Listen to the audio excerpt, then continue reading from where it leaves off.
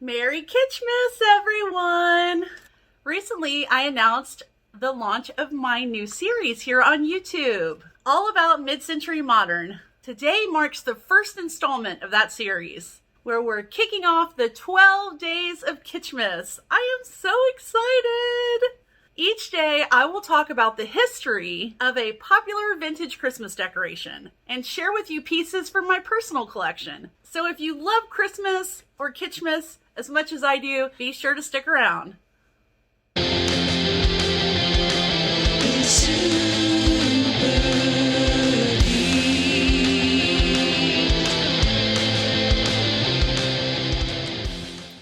Hi everybody, I'm Victoria.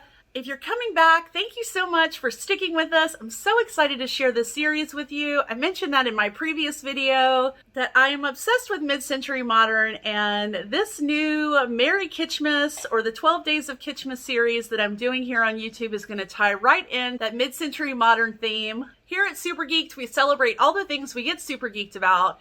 And if you can't tell, I get super geeked about vintage Christmas decorations. As we start the holiday season, parents everywhere are on Pinterest, finding creative ways to make their messenger of Santa cut up, misbehave, and entertain, all while scaring their children into being good little boys and girls. But did you know that the elf on the shelf is actually vintage inspired? That's right, long before the elf on the shelf craze, there was a mid-century version called the knee hugger elf, or sometimes pixies. These kitschy treasures are popular all over again due to the success of the book The Elf on the Shelf, written in 2005 by Carol Aebersold and her daughter, Chanda Bell, and illustrated by Coë Steinwart. So the original knee-hugger elves were novelty Christmas treasures that were mass-produced in U.S.-occupied Japan right after World War II by a company called Yuletide of Japan. They would later also license to other companies in Japan, but my favorite knee-hugger elves were Yuletide.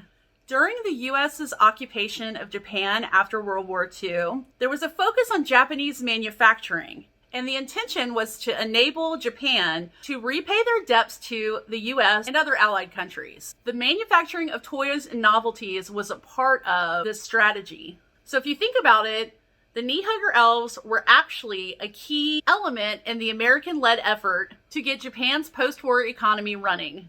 Although at the time, these Japanese novelties that were being imported into the U.S. were looked at as very cheap quality, they have actually stood the test of time, as you can now find them all over the secondary market. So here's one of my little knee-hugger elves. The knee-hugger elves got their names from their bodies, which were made of wires, or in the case of this one, is actually stuffed with hay, and there's paper in the arms. And then they were wrapped in colorful, fun fabrics, like my little striped guy right here. Clothing could be made of felt, like this, or burlap, or even some cotton fabrics. Their bendable knees were tucked under their huggable arms. As you can see, I can untuck them. They have little knee joints on these. There's a little bit of wiring in the foot, but mine here don't have any other wiring. And then they just tuck right up. They can sit on the shelf. You could have made it into an ornament if you wanted to. You could even find ceramic versions where elves gleefully hung off of the word Noel or were hanging from pieces of garland. The knee-hugger heads were actually plastic injected molds, and we'll talk more about plastic injection in the series. You'll see that come up again. But as cute as those little faces are, in 1954, a Rochester, New York newspaper reported that the toys had bursted into flames and had given off toxic fumes when the elves were near heat. Later, it was found that this was because they contained celluloid, which was common practice in some plastics around that time, but celluloid is highly flammable. There are ways to test and see if your plastics contain celluloid, so if you're unsure on how to test those plastics, better be safe and keep your little knee huggers away from a heat source. I personally own several types of knee hugger elves. I just showed you these guys. These are two little striped knee hugger elves. They were actually my great-grandmother's. I just think they have the cutest little faces. One's little hat sticks straight up. The other ones goes a little bit to the side. They look like they're in their pajamas, and they have this green sort of faded felt around the neck and on the little cuffs, and they're just precious. I just love these little guys. I also have some knee hugger ornaments that I'm going to show you. Here is one of my little knee hugger ornaments. You can see his hat is also plastic. He looks a little different. He's got a little buddy who looks just like him right here. And you can see on the back they still have the Japan sticker showing that it was post World War II. Then there's one more, and he's a little green one. His felt has not aged well, the green, but you can see he's still precious.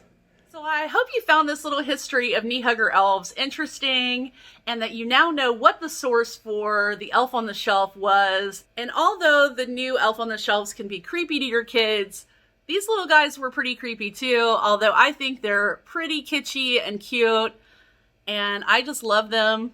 If you're not already subscribed to our channel, be sure you do that, because I'm going to have 12 days of Kitschmas. This is only day 1.